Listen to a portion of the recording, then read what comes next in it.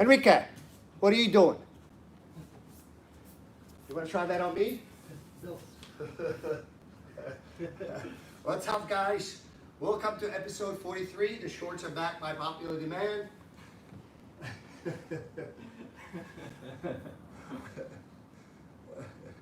So today, guys, we're going to do some back attacks. Do we have any questions? If we do, guys, start putting them in, and we'll get going. Guys, we'll start from standing, just to, so people can actually see how do we get into this position.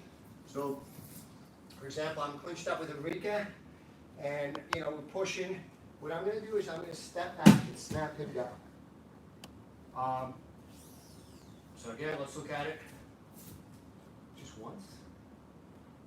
We're going to run out of things to talk about if we do everything once. we're going to be done in 5 minutes. So I'm step back and put Enrique into turn. This normally, as we talked about in, I forget what episode it was in, episode 2. Usually I will attack north-south from here.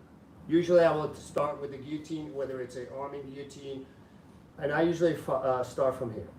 But sometimes, if I feel the guy kind of hunkering down, what I might try to do is pivot around to take his back. Okay?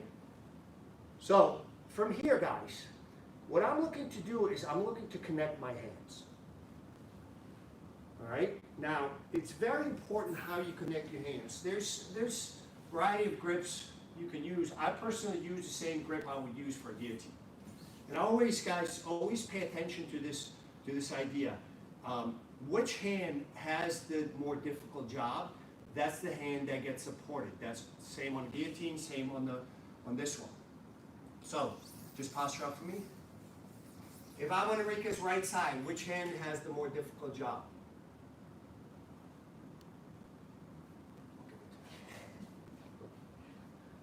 Okay? Waiting for the replies. I know it's Saturday, everybody's still sleeping.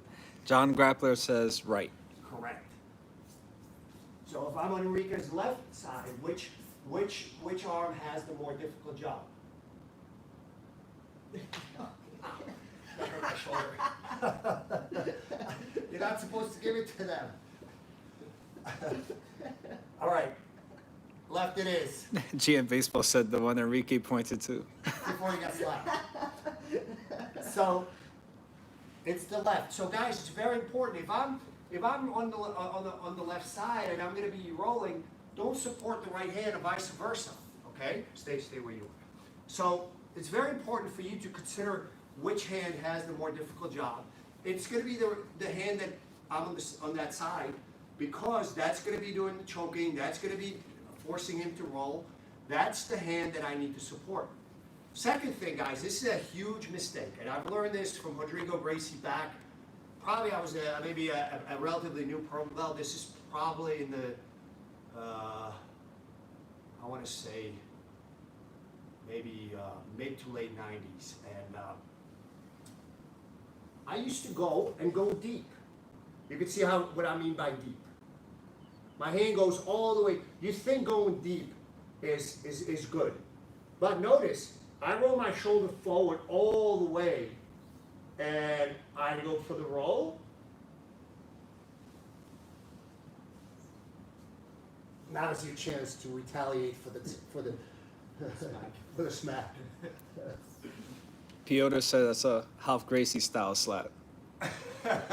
No, that was a half Gracie slap. He'd be probably face down right now and still trying to recover. Well, I'll be doing this solo right now. We'd be doing solo drills, guys. That was just a tap. So, when I go deep, this is not the time to go deep, guys. If I'm going deep, the only thing I'm going to do is control his knee. I'm not going to roll for the back take. What I want is I want to go shallow. Okay? I want to go in the middle of his chest, because if you go deep, look at the dynamics of what happens. So I'm going to do the solo drill. I have him deep. So you have a huge rectangle, something like that. Pentagram? I'm not. What is this? Pentagram. All right. See, guys, pay attention in school.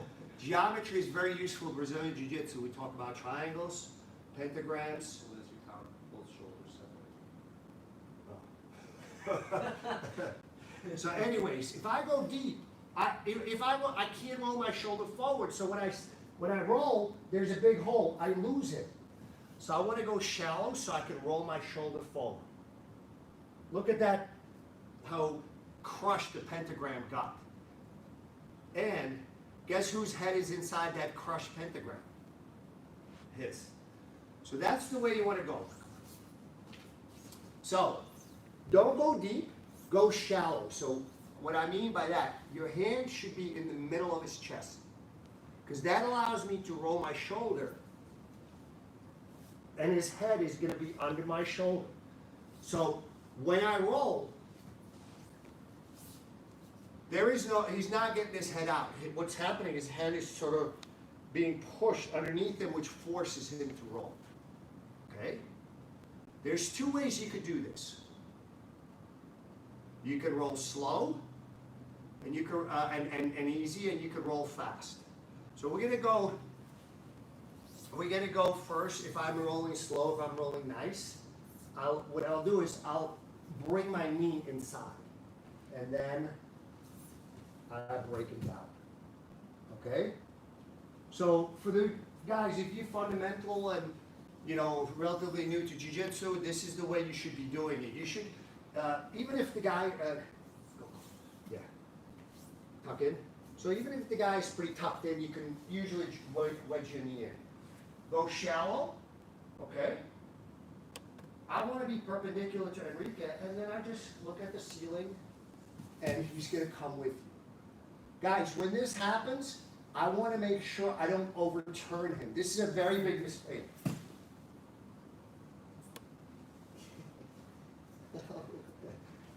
Hold on for a few minutes while Enrique and I settle a few old scores. Yes, I still got it, guys. So does everybody understand what I'm talking about? When I say turn him, don't overturn him, because he will want to overspin. So as you going into this, so I drive my right knee in, roll my shoulder forward, look at the ceiling. He goes with me. I want to turn him quarter of a turn. This is quarter of a turn. If he went all the way back, that's half a turn. Once you do half a turn, guys, you start to lose it. My bottom hook comes in first. Okay? So this is what I want to do. All right? This is a good way for me to start to put him away.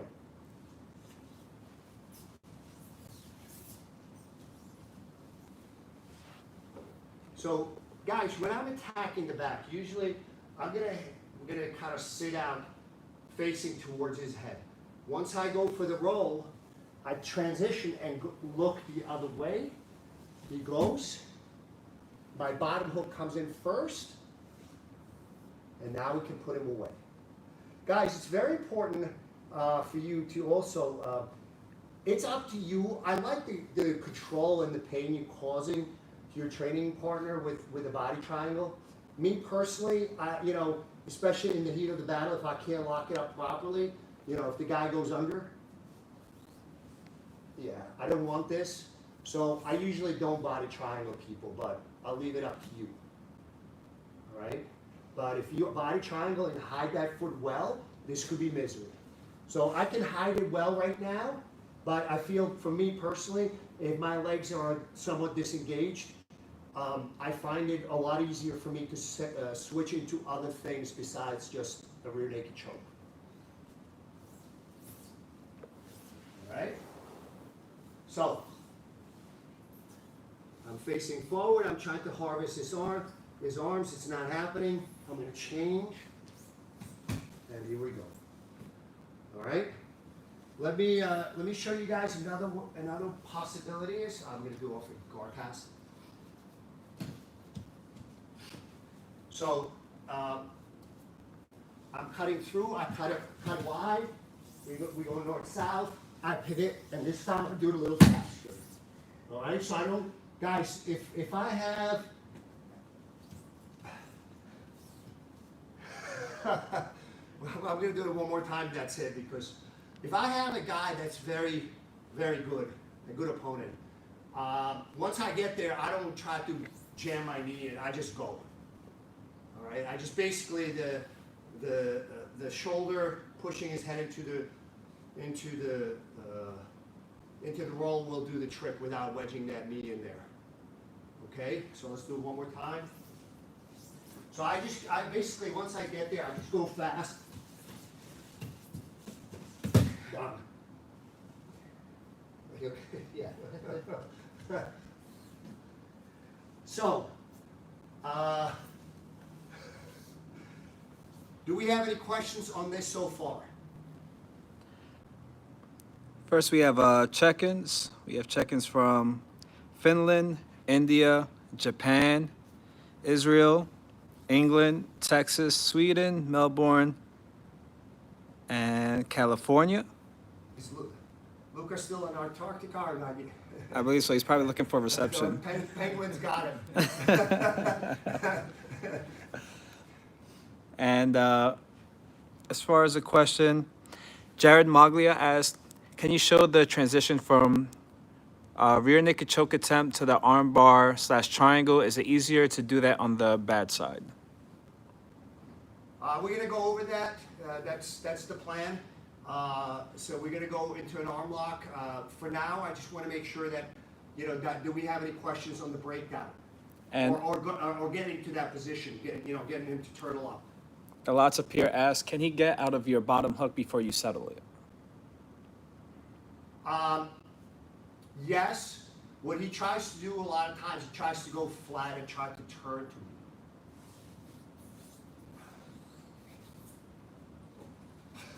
Yeah, you don't do everything. I thought you had extra strong coffee today. So.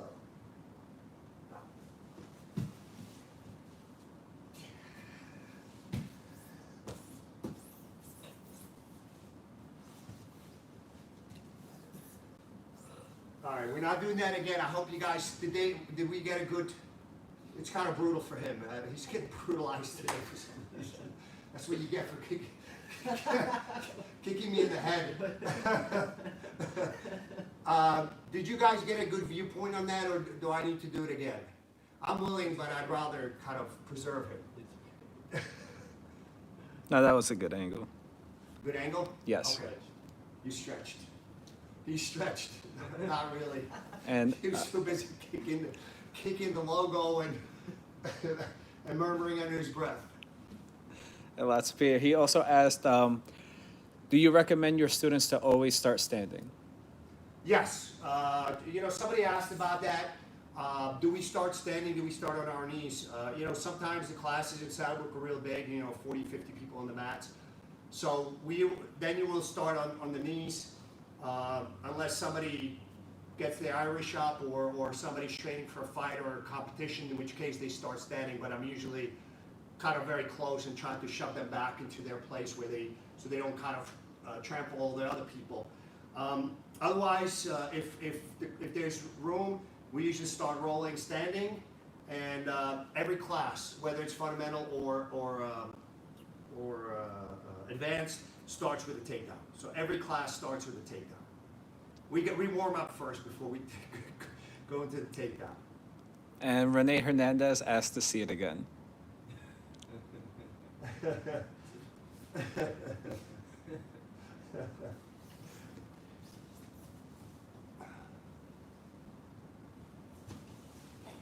So he's beating my lower.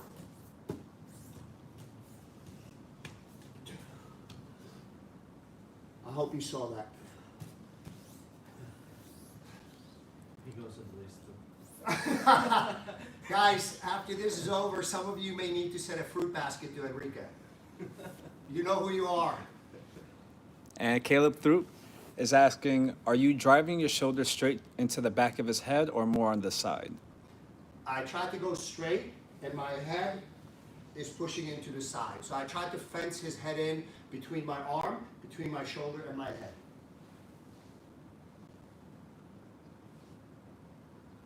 Yes? So we're done.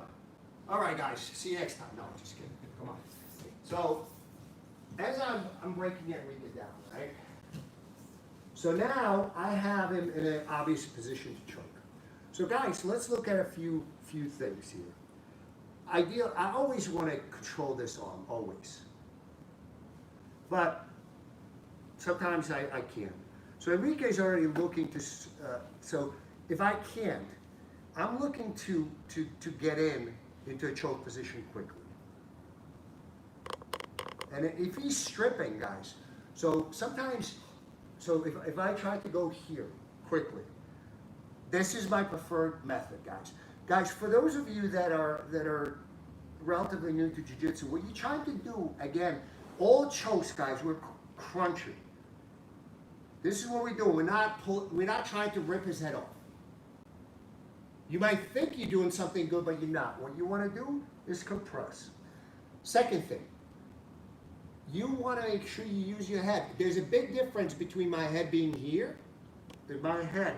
I tell my students, guys, my students, pile in, what do I tell you? Use your head.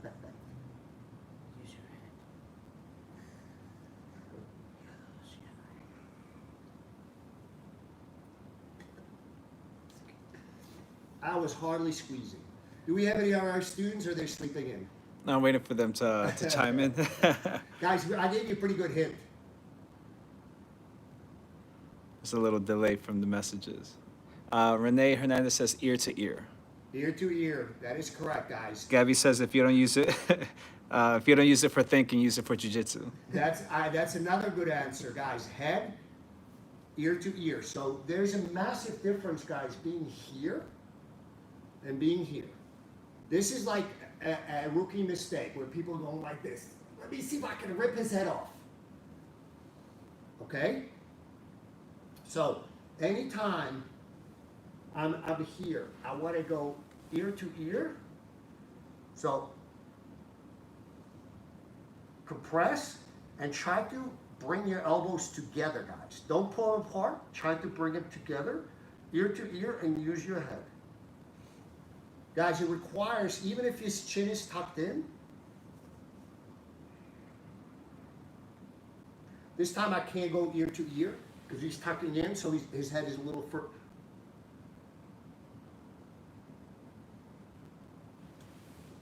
It will take a little bit longer, but it still works. Okay? So this is very important that you basically try to hit him with a choke.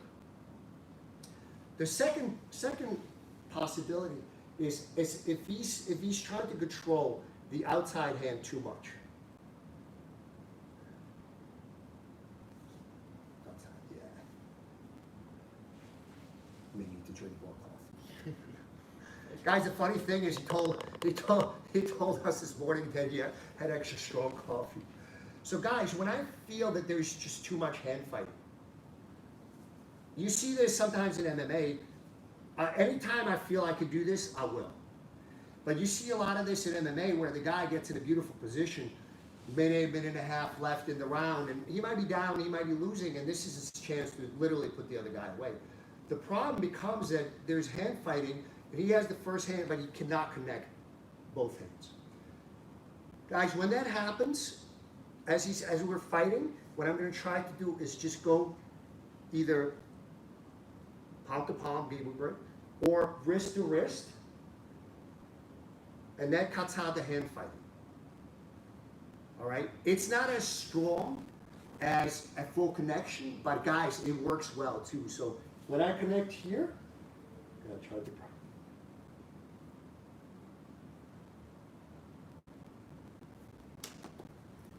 now you're going to tuck your chin. All right, guys? So again, as I'm trying to, so he knows. So even if I'm swimming fairly tight,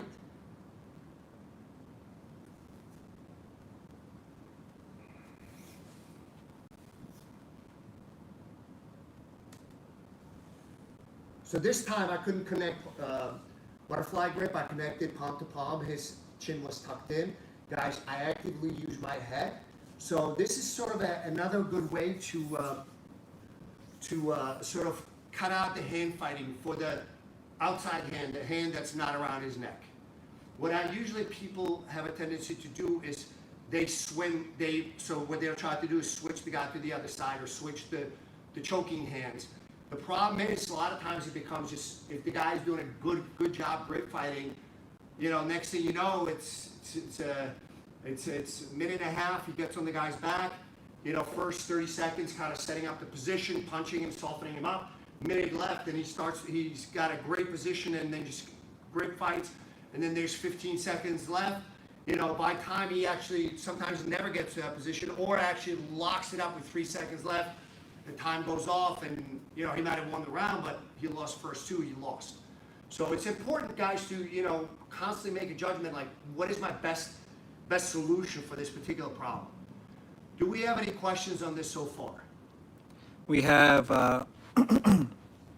we have a few students watching. We have Gabby, Svi, Nicole, Eli, Patrick Carberry, Jack and Emily, and Steve Rogla, and a bunch of few others. We also have DSC Jim from Czech watching.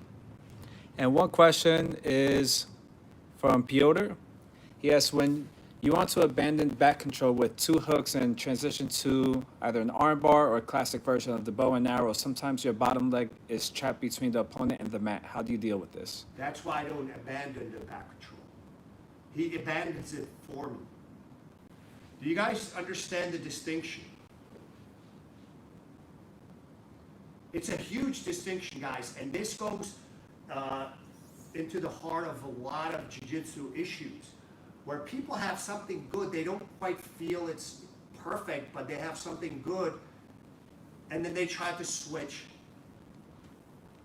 and the guy escapes.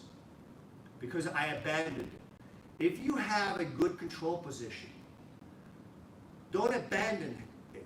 Have him try to escape. He's still focused on that escape, and Mike just gave me this. Is this like a celebration or 10 minutes left? 10 minutes. So, if you, I didn't completely lose my train of thought. I lost my wording, but what I'm trying to say is that if you're after somebody, you have a solid submission attempt or solid submission position, it's up to him to escape it. Because when in their escape, as they're dealing with that position, they're giving you something in return. So, let's go. So Enrique starts to slip out. If I switch now, all right? If I switch now, I'm going to lose him.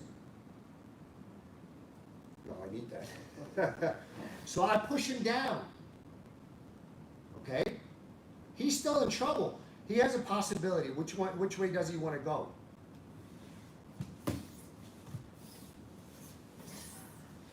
Arm lock, he gives me.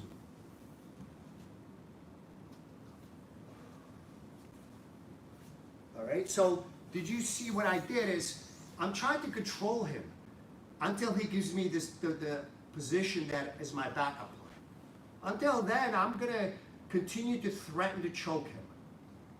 He needs to put himself into a position to escape the rear naked choke, but by doing so, he's giving me his arm.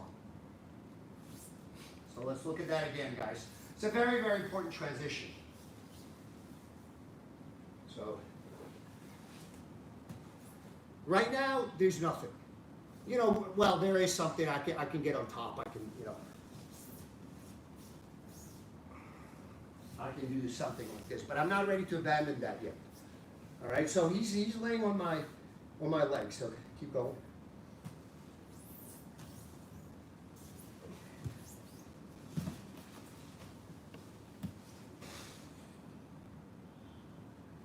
Do I need to have my leg over his head?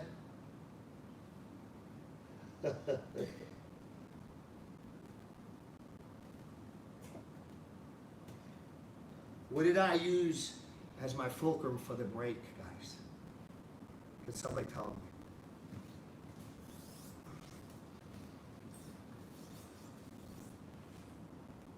Waiting for the replies to come in.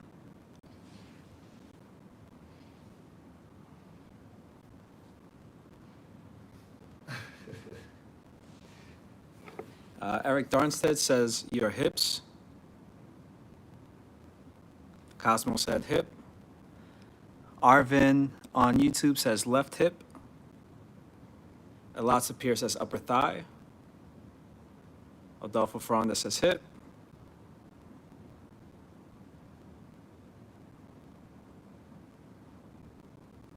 Piotr says your upper thigh.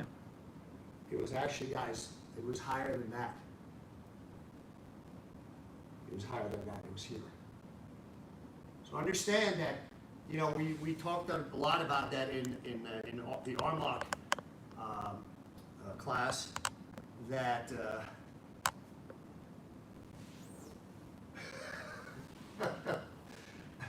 that we talked about. The fulcrum could be a lot of different things. Could be inner thigh, could be the hips, could be a shin, or could be some oddball situations. Could actually be your lower torso. This was one of those oddball situations. So, Jared, you asked about the transition into the arm lock earlier, and I think Renee or somebody asked about this transition. So, does that make sense, guys? What we just did? That you know, I don't. Oh no, it's Piotr maybe that. I don't disengage until I set myself up for the follow-up. Until that point, I continue to threaten him with the initial attack. It has to be technical, it's got to be good timing, it's got to be fairly precise, but as long as he's in danger, he will continue to move to alleviate that danger. During that time, gives you a chance, guys, while he's still dealing with that initial danger, set it up so that way when he does finally say, I'm free, he's going straight into an arm lock. And Caleb Throop is asking, do you draw your elbow back on the short chokes like a paper cutter, or use the same rear naked choke crunch motion to finish? It's kind of an interesting thing. I don't draw on it. I know John has a YouTube video. It's free where you kind of draw on it. I see that when you draw on it, that you kind of open up the neck, and then I go back to compression. So it's a bit of a hybrid of both. I don't usually, if I feel like I have it, I just compress. If I don't feel like I have it, I just kind of make the adjustment with drawing back a little bit and then compression. And Jared Maglia is asking, so at what point of him getting his shoulders to your mat do you choose to transition to mount? I have to feel like he's escaping. He's escaping everything. So I'm here. Yeah. Stop for a second. This is, guys, if I was more on my back, I would push him down and threaten the arm lock. But he's laying well on my right leg. I'm not in a position to do an arm lock. So this would be a perfect time to just bring the leg over, control his head,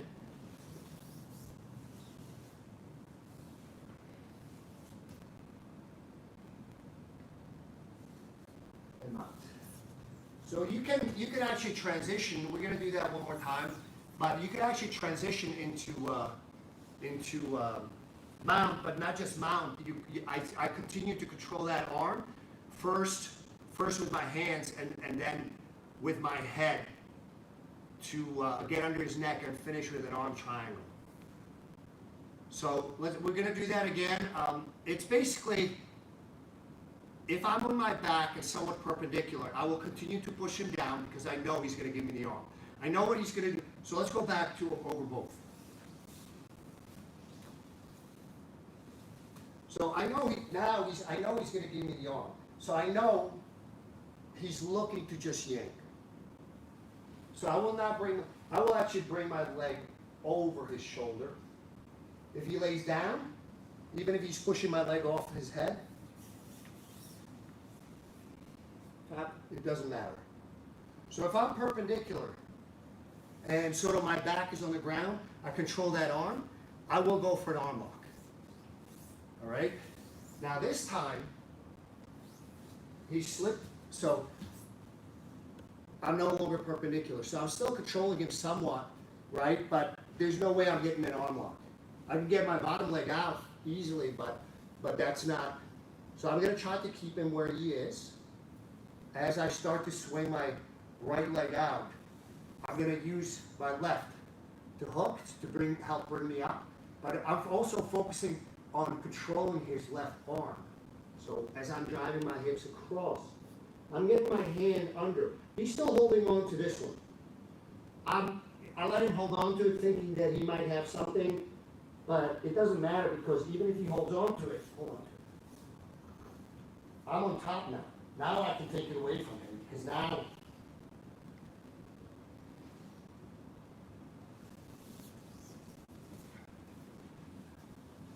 so I usually, this is kind of an important point for the high-level guys. Sometimes I let my opponent have a straight-up belief that whatever grip he has on that hand, that's going to somehow save him. So I'll let him continue believing in it until it becomes too late. And one last question before time is up. Legacy Channel is asking side question.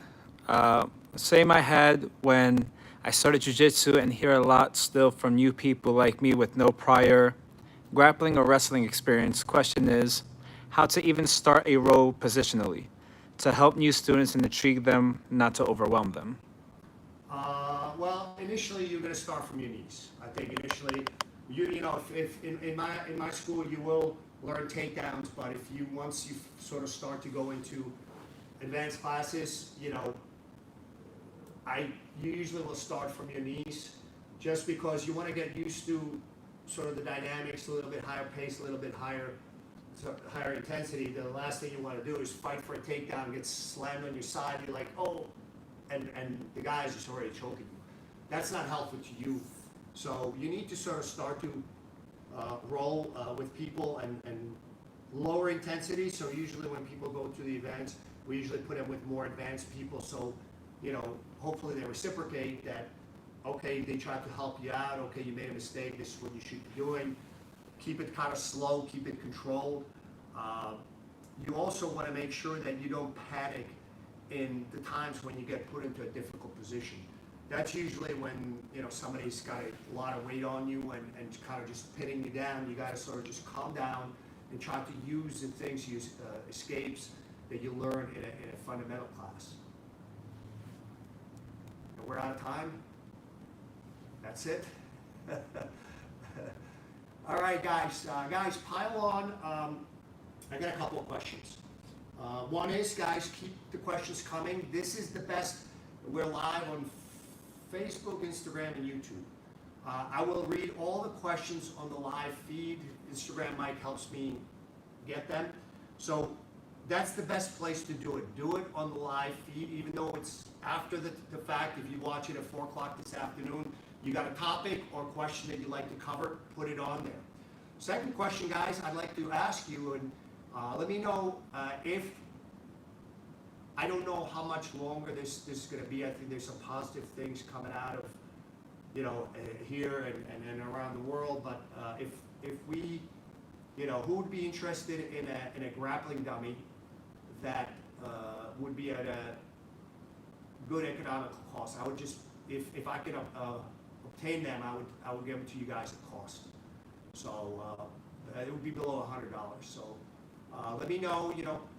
Write your comments, guys, and I'm looking forward to reading more questions and sort of requests. Until then, guys, tomorrow, episode 44. 44. Season 2. Don't make me come after you again. We'll see you tomorrow, guys. Stay well. Be nice to others and try to be considerate.